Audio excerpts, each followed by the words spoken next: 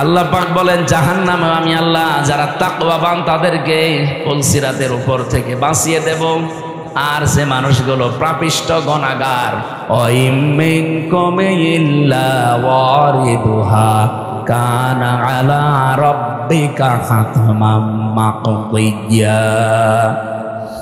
জাহান্নামের উপর দিয়ে পুলসিরাত তৈরি করা, মানুষ যখন মিজানের এই পাল্লা যেটা বলা হয়, এখান থেকে আপনার আমলটা আল্লাহ মাপবেন, গুরুত্বের ভিত্তিতে মাপ দেওয়ার পরে যখন বলবে পার হয়ে চলে যা, জান্নাতে যাবার আগেই এই পুলসিরাত 30,000 বছরের মতো একটা রাস্তা। তাও পদ্মা সেতুর মতো, যমুনা সেতুর মতো এত বড় বিশাল এলাকা না, চুলের মতো চিকন করে আল্লাহ বানিয়েছেন, আবার ধার হীরার মতো। পাপিষ্ট মানুষগুলো কেটে কেটে পড়ে যাবে, আর যারা মুমিন তাদের জন্য এটা হক, তাদের অধিকার আমার আল্লাহর উপরে, এটা যে আল্লাহ তাদের বাঁচিয়ে দেবে। এই জন্য তাকওয়া শব্দের পরে আপনি দেখবেন সুম্মানুনাজ্জিল্লাযীনা তাকাও ওয়া নাযারুয যালিমিনা ফীহা জাসিয়া। কোরআনে কারিমে আল্লাহ আয়াত দিয়ে জানাতে চাই, মুমিন যারা, এই মানুষগুলোকে সাহায্য করা আমি আল্লাহর জন্য যেমন হক, আমার মুমিন বান্দাদেরও আমি আল্লাহর প্রতি একটা হক আছে। হাক্কান আলাইনা নুনজিল মুমিনিন। হাক্কান দিয়েছেন আল্লাহ, এখানে আলেম আছে কিনা জানি না, আপনি শব্দটা কিন্তু এখানে পুরোপুরি মাসদার আল্লাহ দিয়ে দিয়েছেন। হাক্কান আলাইনা, আমি আল্লাহর উপরে হক, এমনকি মুমিন বান্দাদেরও আমি আল্লাহর উপরে হক। শব্দ দুইটা বললাম না, আল্লাহ বলেন আমার উপরে হক হয়ে যায়, এবং মুমিন বান্দাদেরও আমি আল্লাহর উপরে হক। আমার উপরে যেমন হক সত্য, আমি আল্লাহর অধিকার যেমন আমার মুমিন বান্দাদেরকে আমি বাঁচাবো, আমার মুমিন বান্দাদের অধিকার আমার উপরে যে আমি আল্লাহ তাদের বাঁচাবো। আল্লাহ যেহেতু এটা হাতে নিয়েছে, আমার যতটুকু কোরআনের উপরে বিশ্বাস, সামনে দেখবেন ইসরায়েল নামে এই অভিশপ্ত রাষ্ট্রটা পৃথিবীর মানচিত্রে আর নেই। আর কয়েকদিন যাক ওদের দাবানল কন্ট্রোল করার কোনো কিছু আর হাতে নেই। যেভাবে আগুন আসতেছে আপনি দেখেছেন ভিডিওগুলো, পাগল হয়ে যাবেন। অথচ এত উন্নত মেশিন প্রযুক্তি পৃথিবীতে আর কারো কাছে নেই। 108টা 112টা সবগুলো একসাথে চালাচ্ছে, বিমান পর্যন্ত পুড়িয়ে ছারখার হয়ে যাচ্ছে। আপনি আগুন জেলে ভাবেন পানি দিয়ে, ঔষধ ছিটাবেন, স্প্রে দেবেন, দেবেন কি দিয়ে? বিমান দিয়ে, হেলিকপ্টার দিয়ে, ওইটাই পুড়ে ছারখার হয়ে যাচ্ছে। সূরা আম্বিয়ার তাফসীর পড়তে গিয়ে পেয়েছিলাম, হযরত ইব্রাহিম নবীকে আল্লাহ যখন সাহায্য করার জন্য ফেরেশতা পাঠিয়েছিলেন, ওই সময় তিনি আল্লাহর প্রতি এমন ঈমান দেখিয়েছেন, আল্লাহ পাক বলেন ইব্রাহিম আলাইহিস সালামের জন্য আমি আল্লাহ আগুনকে কুলনা ইয়া নারু কুনি বারদাও ওয়া সালামান আলা ইব্রাহিম। কুলনা আমি নিজে বলেছি, এখানে অন্য কাউকে আমি বলতে বলিনি। ইব্রাহিমের ঈমান দেখার পরে আমি আল্লাহ এত বেশি খুশি হয়েছি যে ফেরেশতা জিবরাইলের সাহায্য সে নিতে রাজি না, মিকাইলের সাহায্য নিতে রাজি না। আমি আল্লাহ এত বেশি পছন্দ করলাম তার এই কথাটাকে, শেষ পর্যন্ত বলেছি ঠিক আছে কুলনা, আমি নিজে এখানে কর্তা হয়ে গেছি, আমি নিজে কাজ করছি, নিজে আমি ফাইল। ইয়া নারু, হে আগুন, কোনি হয়ে যাও বারদান, ঠান্ডা। আল্লাহ বারদান দেওয়ার পরে সালামান শব্দ মাঝখানে যদি না দিয়ে একবারে দিতেন আলা ইব্রাহিম, আমার ইব্রাহিমের প্রতি ঠান্ডা হয়ে যা। আল্লাহর হুকুম পাওয়ার সঙ্গে সঙ্গে আগুন এত বেশি ঠান্ডা হয়ে যেত, তখন আবার লেপ তোষক লাগতো গরম করার জন্য। আল্লাহ সালামান দিয়ে তামাম দুনিয়ার মানুষকে বোঝাতে চেয়েছেন, পৃথিবীতে আজও যদি ইব্রাহিম নবীর মতো ঈমান কোন জায়গায় আমি আল্লাহ দেখি, ওদের আগুনগুলো যেমন আমি সালামান বানাবো, ওদের বৃষ্টি ঠান্ডা যে প্রচন্ড, বরফগুলো আমি আল্লাহ সালামান বানাবো। সালামান দিয়ে তাফসিরে ফি জিলালিল কোরআনে সাইয়্যিদ কুতুব লিখেছেন, এই শব্দটা যদি আল্লাহ না দিতেন ইব্রাহিম নবী কিন্তু আগুনের ভেতরে 40 দিন থাকতে পারতেন না। এত বেশি ঠান্ডা হয়ে যেত যে থাকার অযোগ্য হয়ে যেত জায়গাটা, উনি আবার বরফ হয়ে যেতেন। আল্লাহ বলেন যদি সালামান না দিতাম আগুনটা একটু গরম থাকতো, তখন আবার ফ্যান দেওয়া লাগতো জিবরাইল মিকাইলকে দিয়ে, যে ফ্যান নিয়ে যাও অথবা এসি সেট করো, পাখা নিয়ে যাও। না, এমন শব্দ আমি চয়ন করে লাগিয়ে দিয়েছি, সালামান মানে শান্তি, একেবারে গরমও না ঠান্ডাও না। এই জায়গাটা অন্তত আমি আল্লাহর নির্দেশ যতদিনের পরে না আসে ততদিন এটা নাতি সাতিষ্ণ হয়ে যাও। এয়ার কন্ডিশন যেটা বলা হয়, নয় ঠান্ডা নয় গরম, এরকম একটা পরিবেশ তৈরি হও। আগুন হুকুম মেনে তাই হয়েছিল 40 দিন। পরবর্তীতে হযরত ইব্রাহিমের নাতনি যারা, তারা জিজ্ঞাসা করতো, দাদা দুনিয়ার জীবনে আপনি সবচাইতে শান্তি পেয়েছেন কত?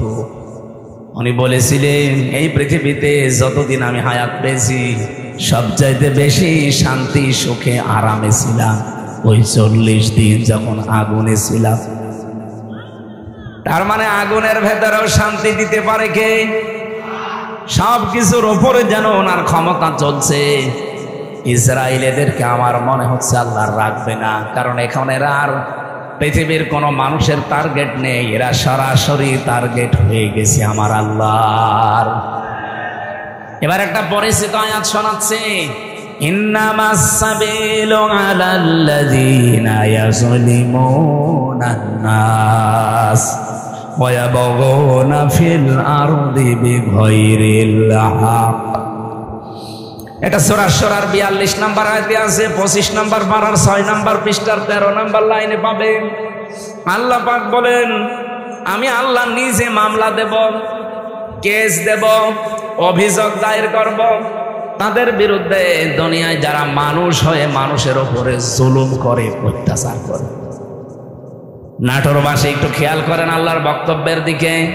আল্লাহ কিন্তু ইয়াজলিমুনাল মুসলিমুনা দেননি, যে যারা মুসলমানদের উপর অত্যাচার করে তারা আমি আল্লাহর টার্গেট, তাদের বিরুদ্ধে মামলা না।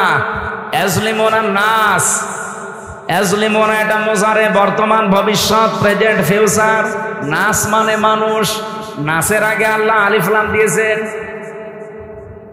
আল্লাহ পাক জানাতে চেয়েছেন এই পৃথিবীতে একটা মানুষের উপরও যদি কেউ জুলুম করে, অত্যাচার করে, তার অধিকার নষ্ট করে, আমি আল্লাহ নিজে তার বিরুদ্ধে মামলা দায়ের করব। পুলিশ এসেছে, আপনি যদি আজকে পুলিশের কাজে বাধা দেন, কালকে মামলা হবে, পুলিশ বাদী কেস হবে। কথা বলছেন? আপনি জিজ্ঞাসা করেন ওনাদের কাজে বাধা দেবেন, কালকে আপনি মামলার আসামি হয়ে যাবেন, পুলিশ বাদী মামলা হবে। আপনি এখন আল্লাহর কাছে সরাসরি বাধা দিচ্ছেন, তার মানে এই দুনিয়াতে যেই মানুষগুলো মানুষ হয়ে মানুষের উপরে জুলুম করে, তাদের অধিকার নষ্ট করে, তাদের বেঁচে থাকা কেড়ে নেয়, তারা কিন্তু আর সাধারণ নেই, তারা আল্লাহর মামলার আসামি। দুনিয়াতে পুলিশ বাদী কেস হলে পুলিশই বিচার করতে পারে না, বিচারক আলাদা আছে। কথা বলছে না? নাকি ওনারা কেস দিলে ওনারা বিচার করবে? না, জীবন আলাদা আছে, ম্যাজিস্ট্রেট আছে, জজ আছে, বিচারপতি আছে, সেখানে আস্তে আস্তে উঠবে। যদি নাটোরের ম্যাজিস্ট্রেট কোর্টে যায়, এখান থেকে যাবে জজ কোর্টে। এই নাটোর জেলা যদি না হয়, এখান থেকে চলে যাবে হয়তো বিভাগীয় শহরে রাজশাহী। সেখান থেকে যদি না হয়, এখান থেকে চলে যাবে একেবারে রাজধানী ঢাকা হাইকোর্টে। হাইকোর্ট থেকে যদি না হয়, চলে যাবে সুপ্রিম কোর্টে, ওখানে আমার বেঞ্চ আলাদা আছে। এই যে বাংলাদেশের সিস্টেমগুলো দেখলেন, যারা মামলা দিক তারা নিজেরা বিচার করতে পারে না, আলাদা আলাদা বেঞ্চ আছে। আর আল্লাহ বলেন আমি নিজে মামলা দায়ের করব আর নিজেই বিচার করব। আপনি কথার ওজন টের পাচ্ছেন? আল্লাহ নিজে মামলা দায়ের করবে, নিজেই বাদী, আবার নিজেই বিচারপতি। সুতরাং এই 15.5 বছরে বাংলাদেশে যারা জুলুম করেছেন, আপনি নিজে তো জানেন যে আপনি জালেম কিনা। আপনি কিন্তু আর হামজার মামলার আসামি নেই, আপনি সরাসরি আল্লাহর মামলার আসামি। আমার নিজের মামলাটাই বলছি, মামলার আয়ু থেকে শুরু করে একেবারে যিনি নির্দেশ দিয়েছেন ওই পালিয়ে গেছে, এই প্রত্যেকটা জায়গায় আমি দেখেছি এরা সব আমার উপরে অবিচার করেছে। কারণ মামলাটা যদি আমি সম্পৃক্ত থাকতাম, আল্লাহর কসম কোরআন আমার সামনে, জীবনেও কোনোদিনই কথা তুলতাম না। কোরআন আমি মাথায় নিয়ে বলতে পারবো এই মামলা সম্পর্কে আল্লাহর কসম আমি কিচ্ছু জানি না। আনসারুল্লাহ বাংলা টিমের প্রধান নাকি আমি, অথচ ওই ছাতা যে কি আমি আজ পর্যন্ত জানি না। এমনকি মামলার আইও পুলিশ উনি নিজেও বলতো আমার যে হুজুর আমিও জানি আপনার কোনো দোষ নেই, করেন কেন? উপরের নির্দেশ। সব এইভাবে চলছিল। তারপরেও তো আমার মামলার আইও নিজে বিচার করতে পারে নাই। মামলার বিচারপতি আলাদা, ম্যাজিস্ট্রেট যিনি রিমান্ড দেবে তিনি আলাদা, জজ যিনি বিচার করবে তিনিও আলাদা। আর আল্লাহ নিজে বিচার করবেন, আবার নিজেই মামলার বাদী। আপনি পারবেন না বাঁচতে। এই জন্য আমার ভয় হয় আপনাদের নিয়ে, যারা জুলুম করে ফেলেছেন, যার উপরে জুলুম করলেন তার কাছে যে আপনি আগে ক্ষমা চেয়ে নিন। যদি না পান, জীবনও আল্লাহ আপনাকে মাফ করবে না, কারণ এটা আল্লাহর দায়িত্বে নেই। এটা হকুল্লাহ না, এটা হকুল ইবাদ। হকুল্লাহ হলে আল্লাহ মাফ করে দিত, আপনি নামাজ পড়েননি, রোজা রাখেননি, হ্যাঁ এটা আল্লাহর অধিকার। আপনাকে আল্লাহ ইচ্ছা করলে মাফ করে দেবে, ইচ্ছা করলে শাস্তি দেবে, এখানে কারো কোনো প্রশ্ন নেই। কিন্তু আপনি মানুষ হয়ে মানুষের অধিকার নষ্ট করলেন, তাদের বেঁচে থাকার অবলম্বন কেড়ে নিলেন, জীবনও আপনাকে আল্লাহ মাফ করবে না। এটা আল্লাহ তার উপরে দিয়েছে, যার অধিকার আপনি নষ্ট করেছেন। তাফসিরে তাবারির ভেতরে একটা কাহিনী আছে, এটা সত্য মিথ্যা যাচাই করা না, আমি শুধু শিক্ষার জন্য বলছি। দুনিয়াতে যেই মানুষগুলো মানুষ হয়ে মানুষের উপরে জুলুম করে, ওদের জীবনের কোনো আশা আমার আল্লাহ আর পূরণ করেন না। আপনি যারা এটা হুদের ভেতরে পাবেন তাফসিরে, হযরতে হুদ আলাইহিস সালামের জামানায় যেই নবীকে আল্লাহ পাঠিয়েছিলেন, যে জামানায়, ওই জামানায় যে কাফের ছিল, আপনারা নাম সবাই জানেন, সাদ্দাদ, নাম শোনেননি? এই জঘন্যতম লোকটাকে পৃথিবীতে আজরাইল মাত্র 2 দিন কন্দন করেছিল মানুষের জান কবজ করতে গিয়ে। আজরাইলকে দিয়েছে মাত্র 2 দিন। তাছাড়া আজ পর্যন্ত কারো জান কবজে আজরাইল কাঁদে নাই। আজরাইলের চোখে পাঁচ না। কি আপনি কি যাকে তাকে মনে করছেন? নাম শুনলে বোঝা যাচ্ছে দয়া মায়া নেই। আজরাইল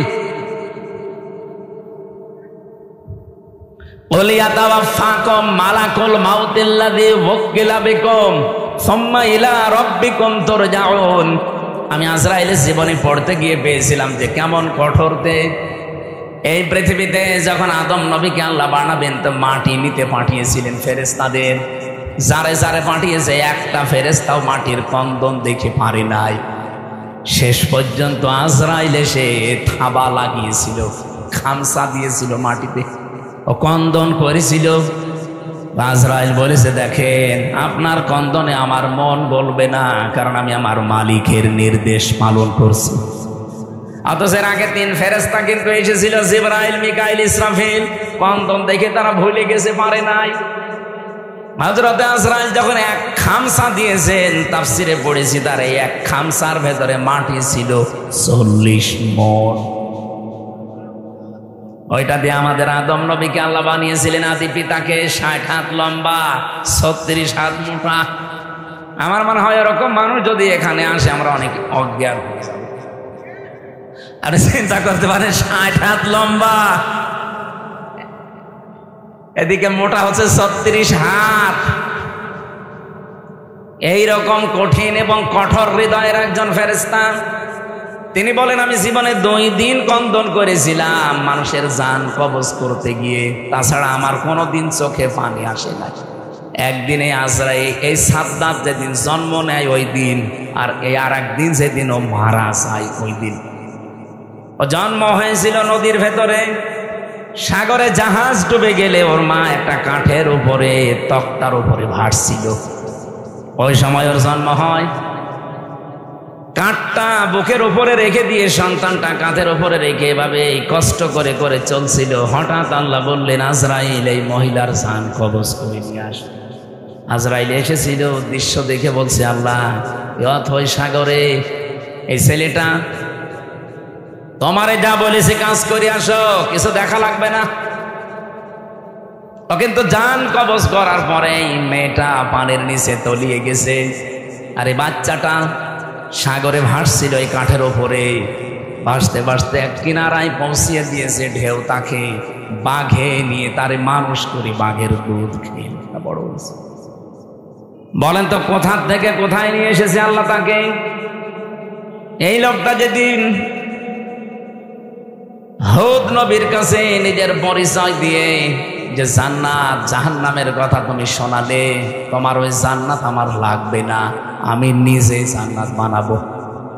20 বছর সময় নিয়ে 22,000 শ্রমিক কাজে লাগিয়ে ওর আয়ত্তে ওর রাজ্যে যত সোনার রূপা ছিল সবগুলোকে একত্রিত করে ইট বানিয়েছে সোনার রূপা এগুলো দিয়ে দিয়ে।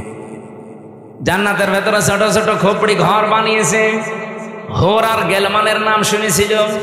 এই জন্য এলাকায় যারা যুবক যুবতী আছে 16 থেকে 30 বছর এই বয়সের উঠতি বয়সের যুবক যুবতীদেরকে নিয়ে ওই ঘরের ভেতরে ও বলেছে এটা হোর আর গেলমান। জান্নাত আজকে উদ্বোধন করবে। আমি ঘটনা বলার জন্য এখানে একটা শিক্ষা আছে, ভালো করে শুনবেন, কারণ আমাদের জন্য সামনে এটা হাসতে পারে। জান্নাতে যখন মেন গেটে যাবে আজকে উদ্বোধন করার জন্য, একটা পিপিলিকা যাবার মতো কোনো রাস্তা নেই, এত কড়া পাহারা চলছে।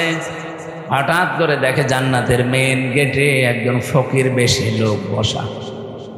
তো দেখেই রেগে গেছে, এখানে ঢুকলে কি করে? ফকির বেশে লোকটা বলছে, বাদশাহ একটু মাথা নিচ করেন ঘোড়ার পিঠ থেকে, আমি একটা কথা আপনাকে শোনাবো। বলে এখন না, পরে তোমার কথা শোনা যাবে, আমি আগে জান্নাত উদ্বোধন করিনি। হযরতে আজরাইল ছিল ফেরেশতা। অনেক ডাক দিয়ে বলছে, দেখেন আমি একবার যার কাছে আসি জীবনে ডবল আমার আর আশা লাগে না। আমি ফকির বেশে এসেছি, মনে হচ্ছে ফকির, আমি কিন্তু দুনিয়ার সাধারণ ফকির না, আমি আজরাইল। এই জানটা কবজ করবে।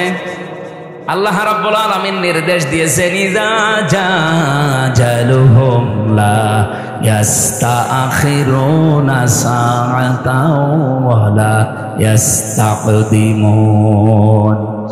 যখন যার কাছে আজল চলে আসে মানে মরণ, ওকে আমি 1 সেকেন্ড আগেও দেই না পরেও দেই না, নির্ধারিত সময় তুলে নেই। এই লোকটা জোর করে বলেছিল, ফেরেশতা একটু সময় দাও, আমি শুধু বানানো জান্নাতে এক নজর দেখেই চলে আসবো, তখন আমার জান নিয়ে নিও, আমার কোনো আফসোস নেই। ফেরেশতা বলেছে, না, জান্নাতের চৌকাঠ পর্যন্ত স্পর্শ করার কোনো অনুমতি আমার কাছে নেই। ঘোড়ার পিঠ থেকে লোকটা তারপরও জোর করে নামতে গিয়েছে, ওখান থেকে জান কবজ করেছে ঘোড়ার পিঠ থেকে। তাফসিরে তাবারিতে দেখেছি জান্নাতের চৌকাঠি স্পর্শ করার আগে ও মাটিতে ত্রাস করে পড়ে গেছে। এখানে আমার কয়েকটা শিক্ষা পেলাম, আপনারা হয়তো টের পাচ্ছেন না, তাই আমি কিন্তু টের পেয়েছি। এখানে শিক্ষাগুলো কি? তাফসিরে তাবারি না, আপনি এমন সময় ডিস্টার্ব করলেন, ঘন্টাবি করে দেন।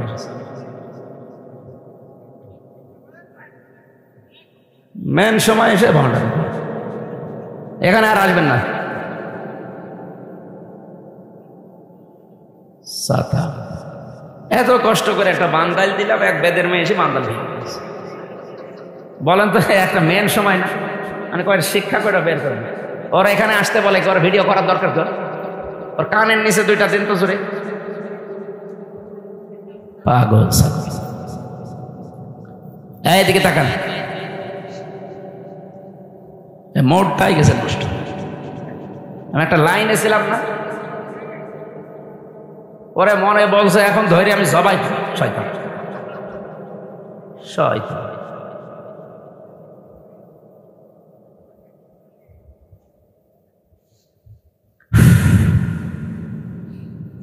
নাটোর বাসে আজরাইল বলেন এই দিন ও যখন আমার কাছে অনুমতি চাইছিল যে 20 বছর একাধারে 22,000 শ্রমিক কাজ করে আমি বিশাল আকাঙ্ক্ষা নিয়ে আসি যে একটু প্রবেশ করে চলে আসবো, কিন্তু আল্লাহর নির্দেশ ছিল না। আমি এই দিন ওর জান কবজ করতে গিয়ে কেঁদে ফেলেছিলাম। আজরাইল কেঁদেছে একটা লোকের জন্য জীবনে 2 বার, একবার ওর মায়ের জান কবজ করার সময়, একবার ওর জান। মুফাসসির বলেন কেন আল্লাহ তাকে চৌকাঠ পর্যন্ত স্পর্শ করতে দেয় না জানো? যখন হুদ নবীর কাছ থেকে জান্নাতের বর্ণনাগুলো শুনে শুনে জান্নাত বানাচ্ছিল, নবীকে বলছে কিভাবে আল্লাহ জান্নাত বানিয়েছে, তোমার তো ওই সহিফার ভেতরে আছে, ওই সহিফা থেকে বলো দেখি। আমাদের নবীকে আল্লাহ বড় কিতাব দিয়েছিলেন, অন্যান্য নবীদেরকে আল্লাহ ছোট ছোট কিতাব দিয়েছিলেন, ওইটার নাম কি? সহিফা। ওখানে জান্নাত জাহান্নামের বর্ণনা ছিল, কিছু উপদেশ ছিল।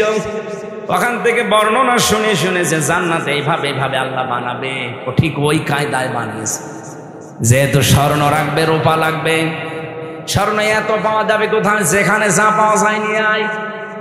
ওই দেশে একটা বিধবা মেয়ে লোক, মা বাবা নেই, কিছুদিন আগে বিয়ে হয়ে স্বামীটা গেছে মারা, ওর পাইক পেয়াদা যারা আছে ওরা যে মেয়েটাকে বলছে ওইটা দিয়ে দাও, বাদশার স্বপ্ন পূরণে জান্নাতে কাজে লাগবে। মেয়েটা ওই দিন মাথায় গড়াগড়ি দিয়ে, মাটিতে গড়াগড়ি দিয়ে বলেছিল এটা নেবেন না, এটা আমার জীবনের শেষ সম্বল, আমার মা বাবা নেই, আমার স্বামীটাও নেই। জোর করে বাদশার এই স্বপ্ন পূরণের জন্য নিয়েছে। ওদিন মেয়েটা মাটিতে গড়াগড়ি দিয়ে এমন কন্দন করে বরদোয়া দিয়েছিল যে রব্বুল আলামিন আমার জীবনের শেষ সম্বলটুকু যে কেড়ে নিল, তাকে তুমি তার বানানো জান্নাত উদ্বোধন করা বসবাস করতে দিও না। আমি হাদিসে পড়েছি ইত্তাকি দাওয়াতাল মাজলুম ফাইন্নাহা লাইসা বাইনাহু ওয়া বাইনাল্লাহি হিজাব, মুসলিম শরীফের হাদিস। নবীজি বারবার উম্মতদেরকে নিষেধ করে গেছেন, উম্মতেরা আর যাই করো মাজলুমের বরদোয়া থেকে নিজেকে বাঁচিয়ে রাখবা সব সময়, কারণ মাজলুমের বরদোয়ার আল্লাহর ভেতরে কোনো হিসাব থাকে না। এই মেয়েটা যখন মাটিতে গড়াগড়ি দিয়ে কেঁদে কেঁদে বরদোয়া দিচ্ছিল, আমার আল্লাহ ওই দোয়াটা সঙ্গে সঙ্গে কবুল করে নিয়েছে, কারণ কোনো পর্দা নেই। এই লোকটা যেদিন উদ্বোধন করবে, দেখা তো দূরের কথা, চৌকাঠ পর্যন্ত স্পর্শ করতে পারে নাই ওই মেয়েটার বরদোয়ার কারণে। কি বুঝলেন আপনি এখান থেকে? কত জায়গায় কত অত্যাচার জুলুম করেছিল, কিন্তু এই একটা বিধবা, স্বামী হারা, মা বাপ হারা এতিম মেয়ের শেষ সম্বলটুকু কেড়ে নেওয়ার কারণে আল্লাহর আরশ পর্যন্ত ধাক্কা খেয়েছে। আপনি বলতে পারেন না যে 15.5 বছরে কত মানুষের হাজারি এই জালেমার সাথে লেগেছিল, এমনি আল্লাহ এভাবে ধরেছে, কল্পনার বাইরে ছিল। আগস্টের 5 তারিখের 2টা পর্যন্ত কেউ জানে না যে ও পালাবে।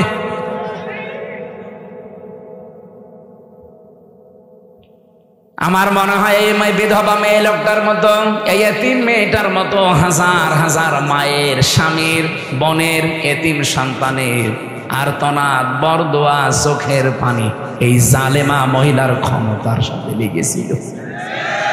বিশেষ করে যারা আয়না ঘরে ছিল, আপনি ভাবতে পারেন যারা আয়না ঘরে 8 বছর 10 বছর পড়ে আছে। আমি তো মাত্র 10 দিন ছিলাম মাটির নিচে, তাই আমি অজ্ঞান হয়ে গেছি। আর যারা 8 বছর 10 বছর 14 বছর পড়ে আছে, দুনিয়া কি সে জানে না, এমনকি নিজের নাম কি তাও ভুলে গেছে। আমার নাম যে ব্যারিস্টার আরমান, সে নিজেও জানে না। আরে ভাই, 10 বছর 12 বছর একটা লোককে যদি কেউ না ডাকে, ওর নাম মনে থাকবে কি করে? ওরে তো কেউ ডাকে না। ও লোকটা জানে না যে এখন দিন না রাত, এটা যে কোন বছর চলছে তা ওর জানা নেই, এটা যে কোন মাস চলছে, কি বার আজকে, কয়টা বাজে, কিচ্ছু জানে না। ও আন্দাজে নামাজ পড়তাম। আমি তো 4 ওয়াক্ত নামাজ একসাথে পড়েছি, কারণ আমি জানি না যে এখন কি। আমার মাজায় দড়ি লাগিয়ে, চোখে ওই কালো কাপড় বেঁধে, পেছনে হ্যান্ডকাপ দিয়ে পায়ের সাথে ডান্ডা বেড়িতে মানে 11 ঘন্টা টাঙিয়েছিল। মানে পাটা আমার উপরে ছিল, মাটিতে ছিল না। মাঝে মাঝে ফেলতে গেলেই ওই সিসি ক্যামেরায় দেখে দেখে গরম দিত। আপনি 1, 2, 5 ঘন্টা না 11 ঘন্টা। এদিকে দুপুর বেলা নিয়ে গেছে 1:30টার দিকে, রাত 11:30টার সময় নিয়ে আসতেছে। হিসাব করেন তো কত ঘন্টা হয়।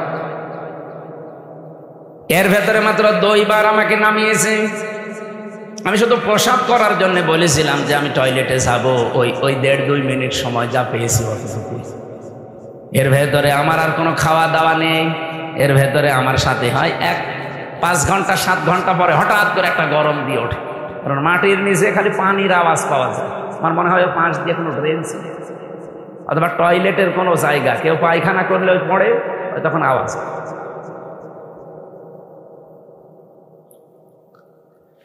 তাও তো আমি মিনিটায় ছিলাম। বিকটা কত কঠিন হতে পারে বলেন। আমি ব্যারিস্টার আরমান ভাইয়ের মুখে নিজে শুনেছি যে এদিকে 3.5 হাত, এদিকে 3.5 হাত, সামনে আবার একটা টয়লেট দেওয়া আছে। আমাদেরটাও টয়লেট ছিল, এদিকে 3.5 হাত, এদিকে 2.5 হাত, সামনে টয়লেট ছিল, কিন্তু টয়লেটের আবার নেই। এই হালকা 1-1.5 হাত মতো একটা দেওয়া আছে, দেওয়াল দেওয়া আছে। বসলে দেখা যায় না, দাঁড়ালে দেখা যায়। ওরা বসে থাকে একেবারে গেটের সামনে। বলেন আপনার টয়লেট হবে কি করে? আমি একটা যুবক মানুষ, আর এরকম একটা যুবক পুলিশ যদি বসে থাকে, এই কঠিন পরিস্থিতিগুলো যারা তৈরি করেছিল, কত মানুষের তাহাজ্জুদের চোখের কন্দন পানি ওই জালেমার চেয়ারের সাথে লেগেছিল। এমনি আল্লাহ ধরেছে সাদ্দাতকে। তার এত স্বপ্ন সাদের জান্নাত ভোগ করতে দেয়নি, স্পর্শ পর্যন্ত করতে দেয়নি, খালি একটা মেয়ে লোকের চোখের পানি বরদোয়ার কারণে। আর আপনার সাথে কত মহিলার, কত স্বামী হারা, সন্তান হারা মা বাবা, তাদের চোখের পানি মিলে আছে। আমার এখন যেটা মেজো মেয়ে, ওটা তো ছোট ছিল, ওরা আমি 7 মাস রেখে গিয়েছিলাম। এখন এসে আমার বয়স প্রায় 4.5 বছর। এ যে কত কন্দন করেছে। এমনকি এই যে পুলিশ এসে ভ্যানে করে আমাদের নিয়ে যায়, পিছন ভ্যানে আমার এই মেয়েটা এরকম ঝুলিয়েছিল। এ ছবি দেখেননি? আমার মনে হয় ছবিটা দেখে তামাম দুনিয়াকে দিয়েছে ওই দিন। প্রশাসনের সর্বোচ্চ দায়িত্ব ওই সময় যারা ছিল গোয়েন্দা বিভাগে, তারা পর্যন্ত আমার বাড়িতে কল দিয়েছিল যে এই দৃশ্য আর মানা যায় না। আমরা এতদিনও জানতাম যে হুজুরের কোনো দোষ নেই, এখনো জানি, কিন্তু আমাদের হাত বাঁধা ছিল। কিন্তু না, এ দৃশ্য দেখে মানুষ আর ঠিক থাকতে পারে না। বিভিন্ন জায়গা থেকে শুধু উল্টা পাল্টা কথা আসতেছে, যা আপনার ছেলেকে ছেড়ে দিলাম। আমার ভাইরা, আমি এখান থেকে তাফসিরের যে শিক্ষাটা দিতে চাই আমি নিজে এবং আপনাদেরকে, শুধু আপনাদের না, এটা রেকর্ড হচ্ছে, সারা পৃথিবীর মানুষ যারা আছে, জুলুম করলে কিন্তু কাঙ্ক্ষিত স্থানে পৌঁছানো যায় না। এটাকে কোরআনের কথা বিশ্বাস করেন। এজন্য আগামীতে কেউ যদি আসেন দায়িত্বে, জুলুম করবেন না। তাহলে আপনি যে টার্গেট নিয়ে এগিয়ে যাচ্ছেন, ওই টার্গেট ফিল আপ হওয়ার আগে আপনি পড়ে যাবেন। আমার কথা বোঝা গেছে? ইন্নামা নুমলি লাহুম লিয়াজদাদু ইসমা ওয়া লাহুম আযাবুম মুহিন। সূরা আলে ইমরানে আছে 4 নাম্বার পারা 12 নাম্বার পৃষ্ঠা 9 নাম্বার লাইনে পাবেন, এটা শেষের অংশে আছে। আল্লাহ তাআলা বলেন, কোন মানুষ যদি জুলুম করে, পাপ করে, সীমা লঙ্ঘন করে ফেলে, তখন আমি আল্লাহ ওকে আর ছাড় দেই না, তখন ওকে কঠিন এবং অপমানজনক আযাবের ভেতরে ফেলে দেই। কি অপমান! আজ তামাম দুনিয়া কেউ হাসিনাকে নিতে রাজি না। শুধুমাত্র ভারতটাও বিভিন্ন কায়দা কৌশলে রেখেছে। আমি আজকে 7-8টা বিষয় পেয়েছি কেন ওকে রেখেছে। এই যে বিডিআর হত্যা, 57 জন অফিসার হত্যা, বিশেষ করে শাপলা চত্বরে আলেমদের হত্যা, এই 2টা হত্যার পেছনে সরাসরি জড়িত আছে ইন্ডিয়া নিজে। এখন প্রমাণ আস্তে আস্তে বের হচ্ছে। অলরেডি আন্তর্জাতিক আদালতে হেগে ওদের বিরুদ্ধে 2 জনের বিরুদ্ধে মামলা হচ্ছে। হাসিনা আর মোদি, এই 2 জনকে যদি সত্যি ওখানে নিয়ে যাবজ্জীবন জেল অথবা ফাঁসির রায় দিয়ে দেয়, শেষে ইন্ডিয়ার সাথে বিশ্বের বহু দেশের সম্পর্ক মানবাধিকার নষ্ট করার জন্য খারাপ হয়ে যাবে। আমি একটাও বানিয়ে বলছি না, সব আমার এখানে রেকর্ড আছে, আন্তর্জাতিক তথ্য সব।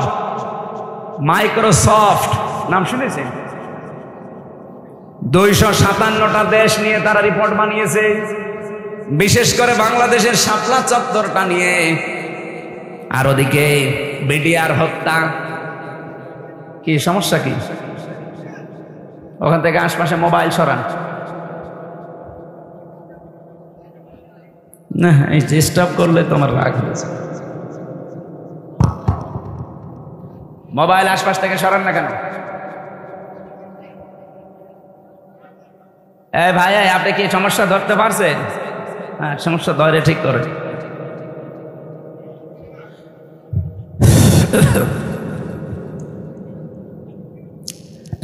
আমার ভাইরা, যে কথা তুলেছিলাম এখান থেকে আমার নিজের কাছে এই কথা মনে হচ্ছে। আমি নিজে যেহেতু রিপোর্টগুলো গতকালকে পেয়েছি, আর আমি বলছি একটা আমার নিজের না, খ্রিস্টানদের বানানো রিপোর্ট। ওরা তো আমার বন্ধু না, মুসলমানদের বন্ধু খ্রিস্টানরা। ওরা যখন এগুলো দিয়েছে আগস্টের 5 তারিখের পর থেকে আজকে মে মাসের 5 তারিখ চলছে, এই একাধারে 9 মাস বারবার ইন্ডিয়া এদিকে বিএনপিকে ধরে, জামাত ইসলামকে ধরে, রাজনৈতিক যত দল আছে বড় বড় তাদেরকে বারবার, বিশেষ করে সেনাবাহিনী যারা আছে দেশে, এদেরকে চেষ্টা করেছে যে যে কোনো কায়দায় যেন এটা বন্ধ করা যায়। এটা বন্ধ ইউনূস করেনি, এটা অলরেডি চালু হয়ে গেছে। আন্তর্জাতিক আদালতে মামলা অলরেডি হয়ে গেছে, এখন এদেরকে ডাকা আরম্ভ করবে সামনে। ইন্ডিয়া বেশ ভালোভাবে জানে, প্রমাণ সব তো আছে ইন্টারনেটে। শাপলা চত্বরে কিভাবে কি করেছেন সব প্রমাণ এখন বের করে ফেলছে। পৃথিবী এত উপরে চলে গেছে।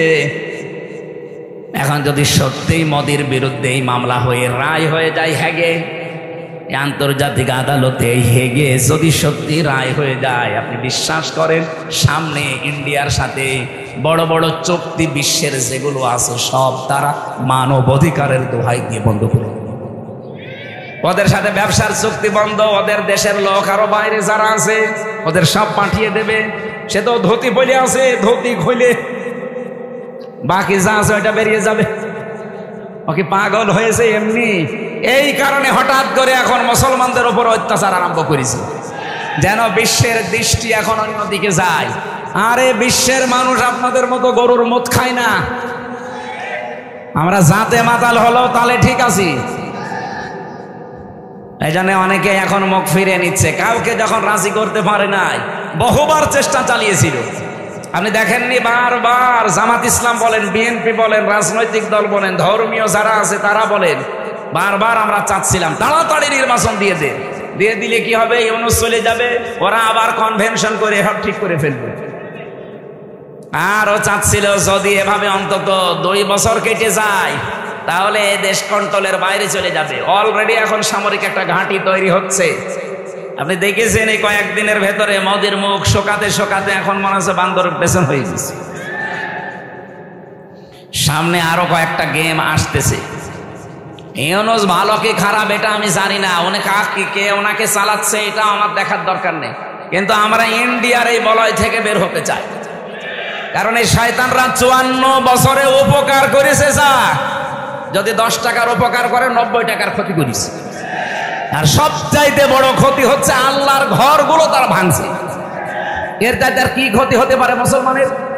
আমার ঘর ভেঙে দিলে আমার এত কষ্ট লাগতো, এই কথা বলছে না কেন? 1500 বছর আগে একবার আল্লাহর একটা ঘর ভাঙতে এসেছিল। কে? আব্রাহা। কে কি করেছে আল্লাহ দেখেছেন? কাসফির মাকুল বানিয়ে দিয়েছে। আর এই শয়তানরা আল্লাহর একটা ঘর সে তো ভাঙতে পারে না, শুধু ভাঙার জন্য এসেছিল। আরে অলরেডি ভেঙ্গে ভেঙ্গে সব মাটির সাথে গড়িয়ে ওই জায়গায় এখন মন্দির উদ্বোধন করছে। আর মিথ্যা ধোয়া তুলছে, দিনের পর দিন যায় আর ধোয়া তোলে যে এখানে 500 বছর আগে নাকি মন্দির ছিল।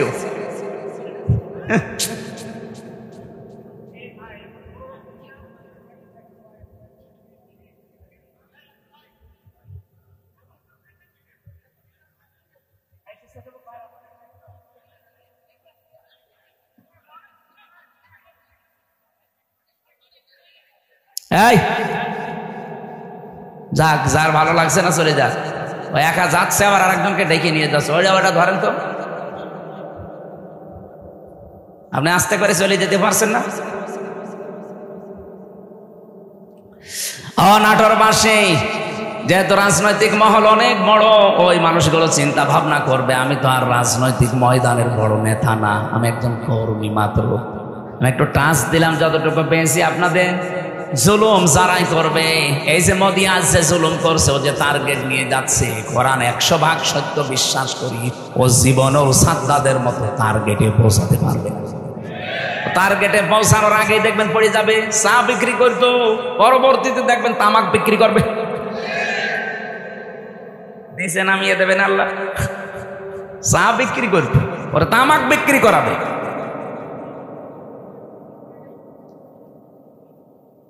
অলরেডি দাঙ্গা বাঁধিয়ে দিয়েছে ভারতে। গত পরশু দিনও দেখলাম 2 জন মুসলমান দাড়িওয়ালা ধরে সরাসরি জবাই করছে।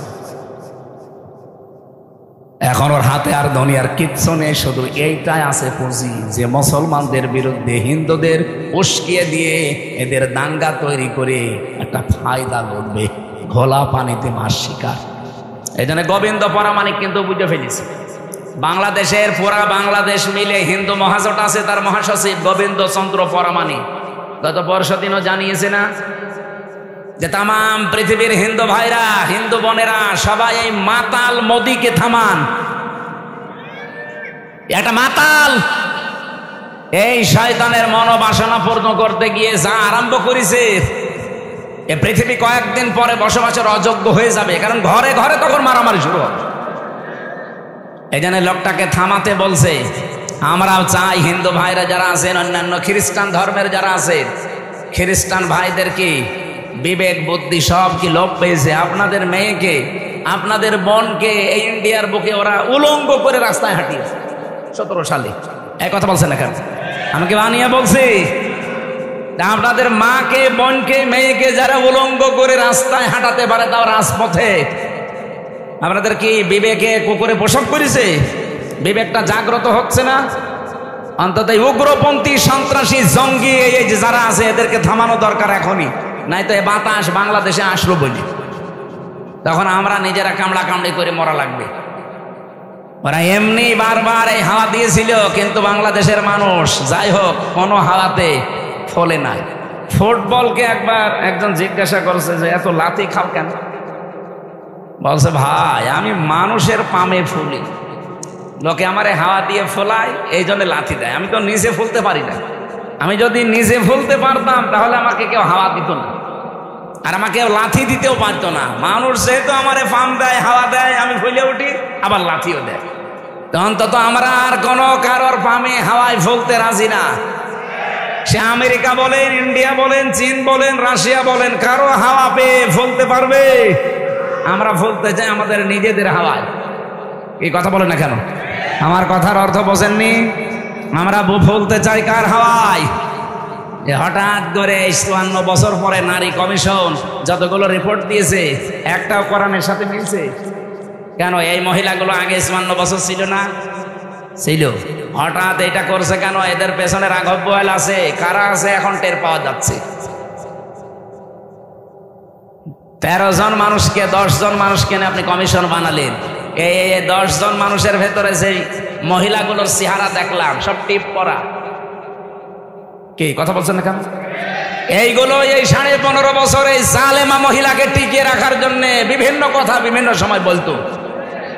এই দেশে কি শুধু ওই 10 জন আর মহিলা নেই দেশে? ডক্টর নাসিমা হাসানকে নেওয়া যায়নি?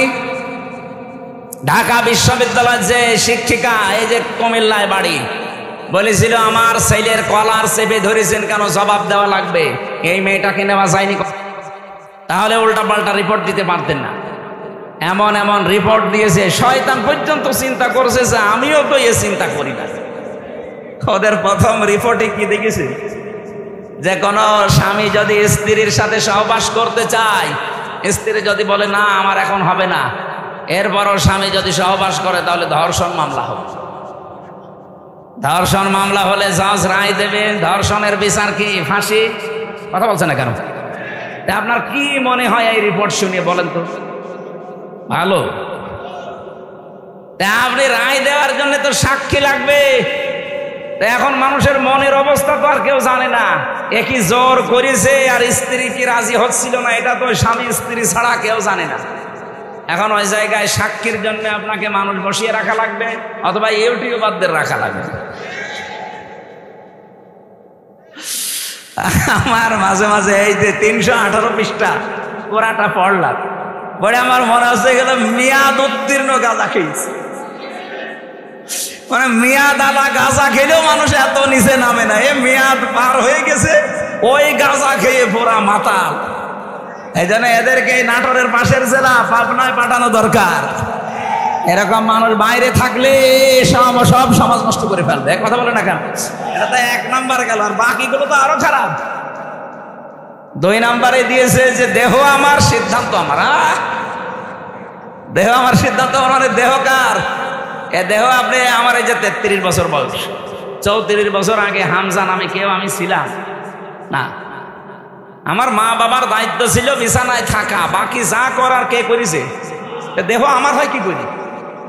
আলালাহুল খালকু ওয়াল আমরু। আল্লাহ বলেন আমি বানিয়েছি, সিদ্ধান্ত বলেন বলেন। এই আয়াতের পুরা বিরুদ্ধে লিখেছে তারা, যে দেহ আমার সিদ্ধান্ত আমার। 3 নাম্বারে তারা লিখেছে যে যারা যৌনকর্মী আছে এদেরকে শ্রমিকের মর্যাদা দেওয়া লাগবে। আরে ভাই, যৌনকর্মী যারা, এরা যদি শ্রমিকের মর্যাদা পায়, তাহলে যারা ডাকাতি করে তারাও তো পুলিশকে বলবে ভাই আমরাও শ্রমিক, আপনারা আমাদের ধরবেন না, কারণে ডাকাতি করা খুব রিস্কের কাজ। আর যে শ্রম দেওয়া লাগে গাছ কেটে রাস্তায় ফেলে, কি কথা বলছে না? আমি সাতক্ষীরা থেকে আসার সময়, যে আশাশুনি মাছের ঘেড় এলাকা, ওই 17 সালের দিকে আসার সময় ডাকাত পড়েছিল রাস্তায়, বিশাল এক গাছ কেটে রাস্তায় ফেলেছে। কেবল মনে হয় একটু আগে কেটে ফেলে রেখেছে, কারণ গাছ কাটতে 2-3 জন সরিয়ে নিয়ে এসে একেবারে জায়গা মতো রাখতে দেখলাম।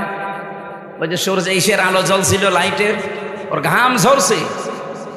এখন আমি কাজ খুলে দিলাম, আমার দিকে তাকিয়ে বলছে হুজুর আপনার টাকাও নেব, আল্লাহ মাফ করবে। আরে শয়তান, যা আছে নিয়ে আমার গাড়িটা আগে ছেড়ে দিই। আল্লাহরে বিশ্বাস আছে। কি বলছে? বলছে আমাদের এলাকায় আপনি মাহফিলে এসেছিলেন, আপনাকে আমরা চিনি, আপনার টাকাও নেব, আল্লাহ মাফ করবে, আপনি চলে যান। মানে গাছ এত কষ্ট করে ফেলে রেখেছো, ঘাম ঝরছে কপাল দিয়ে। ওরা তো তার পরের দিন প্রশাসনকে বলতে পারতো না যে ডাকাতি করা কি কষ্ট, আপনার তো টের পান না? গাছ কেটে 4-5 জন নিয়ে রাস্তায় ফেলে রাখা লাগে। এই দেখেন ঘাম ঝরছে, আমরা শ্রমিক। ওরা বলতে পারে না যে আমরা শ্রমিক, তাও তো ওদের শ্রমটা অন্তত হচ্ছে, এটা জুলুম হচ্ছে তারপর। কিন্তু যারা যৌনকর্মী, এদের উপরে কি জুলুম করলেন আপনি? বলেন, আপনি কি একটা ন্যায় বিচার দিলেন তাদের উপরে? আমার মনে হয় আপনি পার্সেন্টেজ খুঁজে দেখবেন, রাজবাড়ির এই দৌলতপুর ঘাটে, যশোরের এই জায়গায়, আর নারায়ণগঞ্জেরটা তো বন্ধ হয়ে গেছে, যেখানে যেই পতিতালয় ছিল ওখানে যে দেখেন যত মহিলা আছে, একটাও নিজের ইচ্ছা করে আমার মনে হয় যায়নি, গেলেও খুব কম। হয়তো ধোকায় পড়ে গেছে, প্রবঞ্চনার শিকার হয়ে, অথবা প্রেমে ছাকা খেয়ে যে কোনো কায়দায় ওখানে গেছে, যে আর বেড়াতে পারে। প্রতিদিন এই যে 8টা 10টা 15 20টা পুরুষের সাথে তারা কি প্রোটেস্ট কিছু নেয়? কিভাবে তাদের ব্যবহার করছে?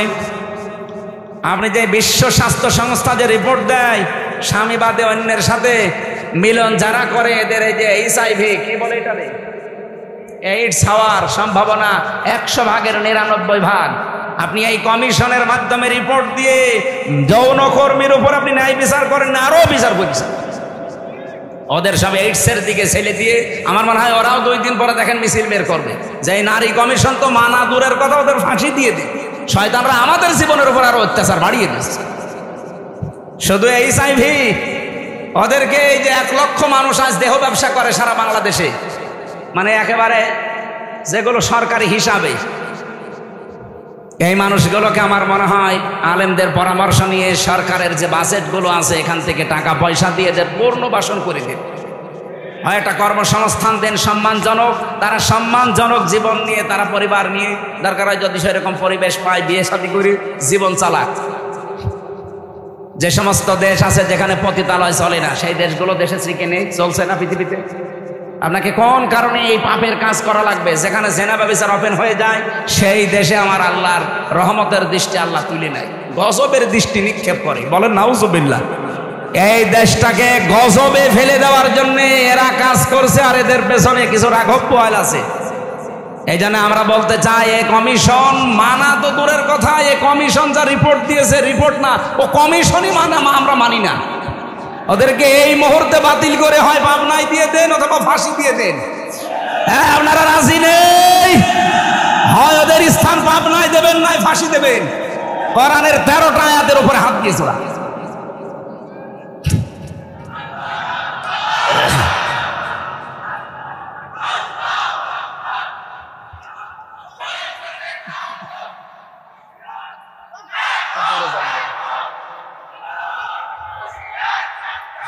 আমার ভাইরা,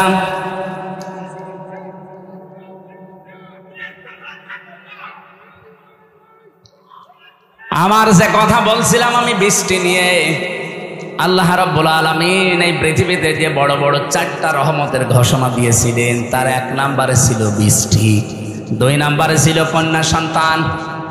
কিন্তু আমরা কন্যা সন্তানের নাম শুনলে বা আসলে আমার যে বাবা যারা, অনেক বাবা মন খারাপ করে। বিশ্বনবী জানিয়েছেন, কোন পরিবারে যদি একটা কন্যা আসে সঙ্গে সঙ্গে আল্লাহ 4 জন ফেরেশতা পাঠিয়ে দেয়। কোন পুরুষ মানুষ আসলে সেখানে 4 জন নাই, 1 জন ফেরেশতা আছে। কথা কোরআন হাদিসে আছে, নেই? মেয়েরা যারা এসেছেন, সম্মানিত মা বোনেরা, আপনাদের কাছে বিপদে ফেলার জন্য কমিশনে নারী নামে কিছু হিজড়া, এগুলো নারী বলা যায় না। এগুলো নারী বলবেন কি করে আপনি? ওদের চেহারার দিকে তাকিয়ে দেখেন, নারীর কোনো বৈশিষ্ট্য ভেতরে পাওয়া যাচ্ছে না। এখানে আমরা মনে হয় মাইকে ঘোষণা দিলে যারা পুরুষ মানুষ, যে মহিলা প্যান্ডেলে যান, পুরুষগুলো পুরুষ প্যান্ডেলে যান, আর কিছু মানুষ ওই যে বিড়ি খেয়ে বেড়াচ্ছে, ওদের আপনি কোন প্যান্ডেলে ঢোকাবেন? হ্যাঁ, নারী কমিশনে যে 10 জন মানুষ রিপোর্ট দিয়েছে, 10 জনের চেহারায় দেখলাম একটাও নারীর মতো মনে হচ্ছে না। পুরুষও তো তারা না, তারা তৃতীয় লিঙ্গ হবে। আপনাদের জন্য ওইটা ঠিক আছে, এই দেশের মহিলাদের প্রতিনিধিত্ব করার কোনো ক্ষমতা অধিকার আপনাদের নেই। মেয়েরা আল্লাহর সবচাইতে বড় রহমতের সৃষ্টি। আল্লাহ বলেন, 2 নম্বর, আমি যখন বান্দার উপরে বেশি খুশি হয়ে যাই, বৃষ্টি দেওয়ার পরে ওই এলাকায় মানুষের ঘরে আমি কন্যা সন্তান পাঠাই। এই জন্য যার একটা কন্যা আছে নিজেকে ছোট ভাববেন না। ছেলে হলে মেয়ে হলে এটা সিদ্ধান্ত আল্লাহ। ছেলে হলে আপনার সব কিছু করে দেবে, কে বলেছে আপনাকে? মেয়ে হলে দুনিয়া আখেরাত দুইটা উজ্জ্বল হয়ে যাবে। দুনিয়া তো আছেই, যদিও আমাদের এই দেশে ইসলাম না থাকার কারণে মেয়েদের অনেক অধিকার নষ্ট হচ্ছে। ইসলাম আসলে অধিকারগুলো পঙ্খানো মেয়েরা ফিরে পাবে। ওরা মেয়েরা মেয়েদের নাম দিয়ে বলেছে এদের অধিকার নেই, সমান অধিকার এদের দেওয়া লাগবে। কিভাবে দেবেন আপনি? আমি পুরুষ মানুষ, হাফ প্যান্ট পরে আমি খেজুর গাছে অন্তত রস পাড়তে পারবো, মেয়েরা পারবে? আমি এখন আমার মনে হয় শুধুমাত্র এই মাজা থেকে হাঁটু পর্যন্ত ঢাকা থাকলে নাভি থেকে একটা প্যান্ট পরে এখান থেকে কুষ্টিয়ায় চলে যেতে পারবো, কোনো অসুবিধা নেই। একটা মেয়ে লোকে যেতে বলে তো পারে, কুষ্টিয়া না, এখান থেকে এই নাটোরের বাজার পর্যন্ত গেলে চারিদিকে ছেলেবেলি হয়ে যাবে। আর ওদের বলে সমান অধিকার দেওয়া লাগে। অধিকার সমান কিসের? ওদের মর্যাদা আমাদের চাইতে 3 গুণ বেশি। সুবহানাল্লাহ বলতে পারেন নাই? এই জন্য মেয়ে যাদের বাড়িতে আসে, হযরত ওমর বলেন, যে বাড়িতে একটা মেয়ে আছে মনে করবেন সেই বাড়িতে আল্লাহর একটা জান্নাত আছে। সুতরাং যারা মেয়ের বাবা আছেন, 1 মেয়ের বাবা আপনার একটা জান্নাত, 2 মেয়ের বাবা আপনার 2টা জান্নাত, 3 মেয়ের বাবা আপনার 3টা জান্নাত। আল্লাহ রাব্বুল আলামিন আমাদেরকে 3টা মেয়ে দিয়েছে। আল্লাহ আমাদেরকে যেন নবীর এই হাদিস অনুযায়ী জান্নাতেও এরকম 1টা 2টা 3টা করে দান করেন, বলেন আমিন। 3 নম্বরে একটু ভালো করে শুনবেন হাদিসটা।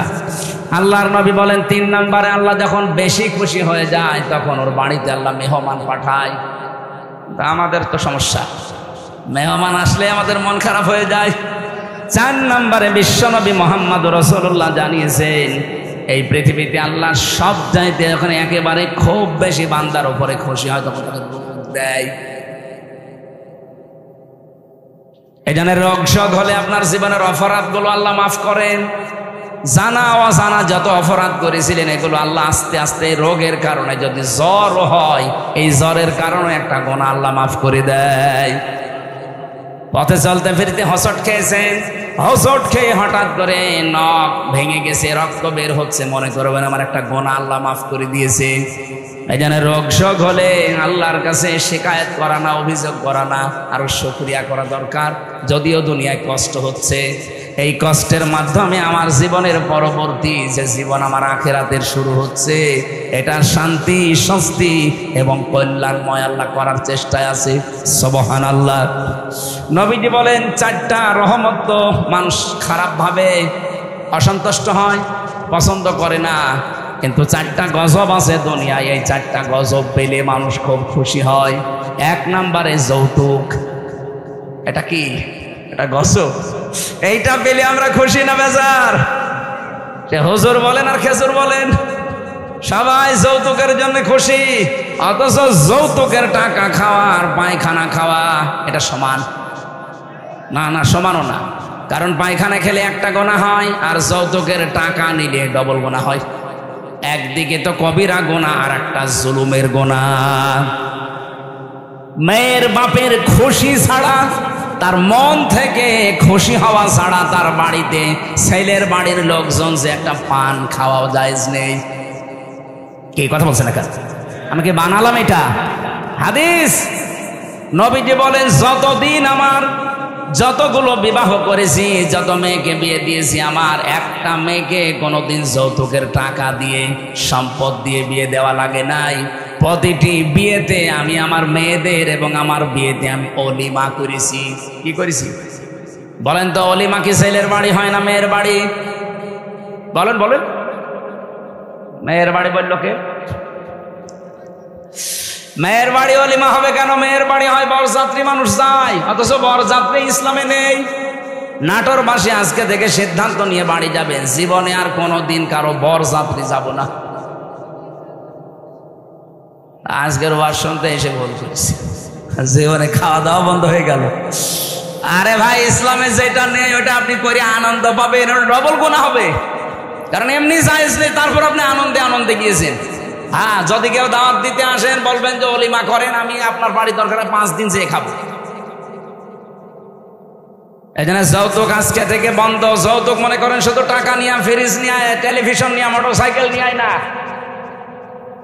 মেয়ের বাবার বাড়ি থেকে যদি তার অনুমতি ছাড়া, তার খুশি ছাড়া যদি একটা পানও কেউ খায়, ওইটাও যৌতুক। ছেলে খাক, ছেলের বাবা খাক, আপনি ছেলের আত্মীয় স্বজন যে খাবেন কি করে? আশা করছে এটা আজকে থেকে বন্ধ করে দেয়। এটা হিন্দুদের কালচার, আমরা মুসলমানরা এটা মানতে পারি না। 2 নম্বরে এটা একটু সমস্যা আছে, এটা বলবো। নবীজি বলেন সবচাইতে বেশি আমার আল্লাহ খুশি হয় ওই 4টা কাজ করলে। বৃষ্টি হলে, কন্যা সন্তান হলে, মেহমান আসলে, আর রোগ ব্যাধি হলে। আর সবচাইতে বেশি আমার আল্লাহ নারাজ হয়, কিন্তু আমার বান্দা বান্দিরা খুশি হয়। 1 নম্বরে যৌতুক, 2 নম্বরে গীবত। এই গীবত করলে মানুষ খুব খুশি হয়, অথচ আমার আল্লাহর আরশ পর্যন্ত কম্পন ধরে। জীবনে যদি আপনার নেকির কাজ কমও থাকে ভাইরা, আমি আহ্বান জানাচ্ছি, আপনার নামাজ, রোজা, হজ, যাকাত, দান, সাদকা, জীবনের আমল আখলাক কম হয়েছে, আল্লাহ মাফ করে দেবে। কিন্তু গীবত যদি আপনি কারো করে থাকেন, ওটা আবার শোধ দেওয়া লাগবে। যেই দোষ যার ভেতরে নেই, ওইটা যদি তার উপরে আপনি চাপিয়ে দিয়ে ওটা বলতেই থাকেন, তাকে কালার করার জন্য চেষ্টা করেন, এটা তখন আর গীবতও থাকে না, তখন তহমত হয়ে যায়। আর এটা বাংলাদেশে সবচাইতে বেশি চলছে। এই কথা বলছেন এখানে কত মানুষ এখনো বিভিন্ন জায়গায় বসে আছে, দেখে তারা গীবত চালাচ্ছে। গীবত করলে মানুষ খুশি হয়, কিন্তু আমার আল্লাহ বেজার হয়ে যায়। 3 নম্বরে সবচাইতে বেশি খুশি হয় মানুষ মিথ্যা বললে, কিন্তু আমার আল্লাহ নারাজ হয়। 4 নম্বরে আল্লাহ পাক সবচাইতে বেশি নারাজ হয় সুদ খেলে, কিন্তু মানুষ খুশি সুদ পেয়ে। এখানে আমার বিশ্বাস অনেক মানুষ এখানে বসে আছে যারা টাকা ছেড়ে রাখে। 1000 টাকা দিলে বছর মাসে মাসে 100 টাকা বেশি দেয়। এলাকায় নেই এটা? এই সুদের সাথে যারা জড়িত আছেন, টাকা ছেড়ে রাখেন, টাকা আসে, আপনি লিখে নিতে পারেন আপনি মায়ের সাথে এখনো জেনা করছেন। এই কাজে যারা আছেন এই মুহূর্তে তাওবা করে ছেড়ে দেওয়া লাগবে। যারা যারা রাজি আছেন তারা হাত তোলেন তো, অসুবিধা নেই, তোলেন। যারা ছেড়ে রেখেছেন তোলেন। আপনি বুঝে ফেলেছেন, চালাক আছে নাটোরে মানুষ, কাঁচা গোল্লা খাওয়া মানুষ তো খুব চালাক আছে। হাত তুলে আবার নামিয়ে ফেলেছে। না, আমি জানি এখানে বহু মানুষ এরকম আছে, সেই মানুষগুলো টাকা ছেড়ে রেখে এসেছে, মাহফিল শেষ করে ওই টাকা সকালে যেয়ে তুলবে। সুদের টাকা তুললে সব চাইতে নারাজ হয় বেশি কে? আর সব চাইতে বেশি খুশি হয় সে নিজে। সুতরাং এই 4টা রহমত, 4টা গজব, বেজার হয় আল্লাহ 4টা কাজে, আর আমরা নিজেরা বেজার হই 4টা কাজে। আল্লাহ আমাদেরকে কন্যা সন্তান যেহেতু রহমত, বৃষ্টি যেহেতু রহমত, এই পৃথিবীতে মেহমান আসা রহমত, আল্লাহ রোগ ব্যাধি দিয়েছে এটাও রহমত। এগুলো পেয়ে নারাজ না হয়ে এগুলোর সঠিক এবং পরিমার্জিত ব্যবহার করার তৌফিক কামনা করছি। সকলে বলেন আমিন। আমার আজকের আমি বিষয় আলোচনা সাজিয়েছিলাম যে আল্লাহর দল কারা, আল্লাহর দলের বৈশিষ্ট্য। এই পৃথিবীতে এখন দল কত আছে আপনি হিসাব করতে গেলে কলম খাতা নষ্ট হয়ে যাবে। বাংলাদেশে প্রায় 73টার উপরে দল আছে। আমি অল্প কথায় মেন কথাগুলো, অল্প সময় মেন কথাগুলো বলতে চাই। একটু বসেন, জবান খুলে সূরা মায়েদার এই 54 নম্বর আয়াত, মেন কথাগুলো বলবো ইনশাআল্লাহ। আল্লাহ পাক বলেন, ইয়া আইয়ুহাল্লাযীনা আমানু মাইয়ারতাদ্দা মিনকুম আন দীনিহি ফাসাউফা ইয়াতিল্লাহু বিকওমিন। ঈমানদারেরা, এই পৃথিবীতে কোনো মানুষ যদি আল্লাহর দিন থেকে ফিরে চলে যায়, আল্লাহর ইসলাম থেকে, তোমাদের ভেতরে সেই চলে যাবে, সঙ্গে সঙ্গে আমি আল্লাহ একটা নতুন সিদ্ধান্ত নিয়ে ফেলি। ফাসাউফা ইয়াতিল্লাহু বিকওমিন, এমন একটা দল, এমন একটা জাতি, এমন একটা গোষ্ঠী তৈরি করে দেই, ইউহিব্বুহুম ওয়া ইউহিব্বুনাহু, যারা আমি আল্লাহকে ভালোবাসে, আমি আল্লাহ নিজেও তাদেরকে ভালোবাসি। বলেন সুবহানাল্লাহ। অনাটোরবাসী যেহেতু এই দেশে এখন প্রায় 73টার উপরে শুধু দল চলছে, 49টা আছে রাজনৈতিক নিবন্ধিত দল, বাকি আছে নিবন্ধনের বাইরে। যত দল আছে ধর্মীয় জেনারেল মিলে বলেন, আগস্টের 5 তারিখের পরে আমি বাংলায় বলছি, এবার কত মানুষকে আমরা বিভিন্ন নাম দিয়ে দেখতে পাচ্ছি ইসলাম থেকে বের হয়ে যাচ্ছে। কথা বোঝেন? কেউ বিভিন্ন মানুষের উপরে দোষ চাপিয়ে বলছে আমি এর ভেতরে নেই, চলে গেলাম। প্রকারান্তে আপনি ইসলাম থেকে বের হয়ে যাচ্ছেন। ইসলামের একটা বিধান যদি কারো ভালো না লাগে, তার মানে আপনি তো আর আমাকে ভালো লাগে না, তাই জন্যই চলে যান না। আপনার